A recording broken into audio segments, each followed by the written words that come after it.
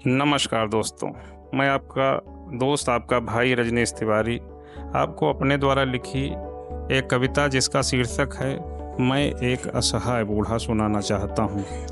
अगर कविता अच्छी लगे तो प्लीज़ शेयर कीजिएगा और चैनल को सब्सक्राइब कीजिएगा।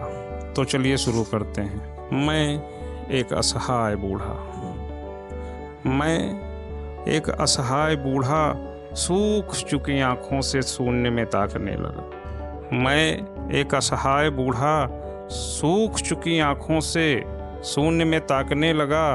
बोझिल सूनी सी आँखों में एक दिवा स्वप्न नाचने लगा। बोझिल सूनी सी आँखों में एक दिवा स्वप्न नाचने लगा।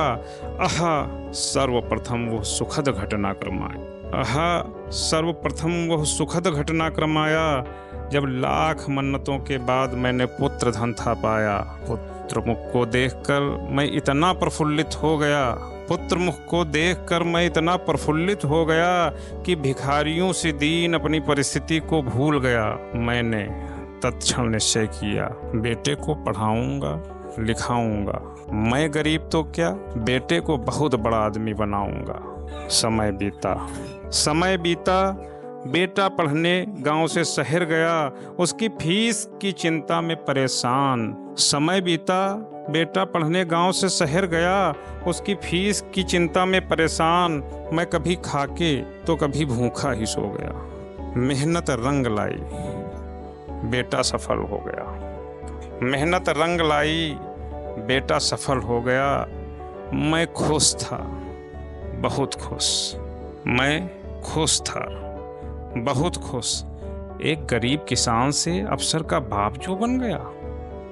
सोचा गांव में क्या, अब शहर जाकर बेटे के साथ रहूंगा। सोचा गांव में क्या, अब शहर जाकर बेटे के पास रहूंगा। कुछ अपने दिल की कहूंगा, कुछ उसके दिल की सुनूंगा। पर अफसोस सपने टूटे, पर अफसोस सपने टूटे। बेटे के द्वारा मुझे संभाला ही न। अलबत्ता स्वागत में अनपढ़ और गंवार जैसे लफ्ज़ों से नवाजा गया।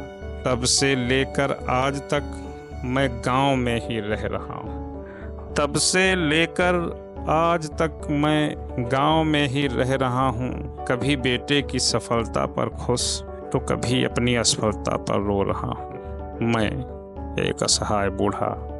मैं एक असहाय बूढ़ा।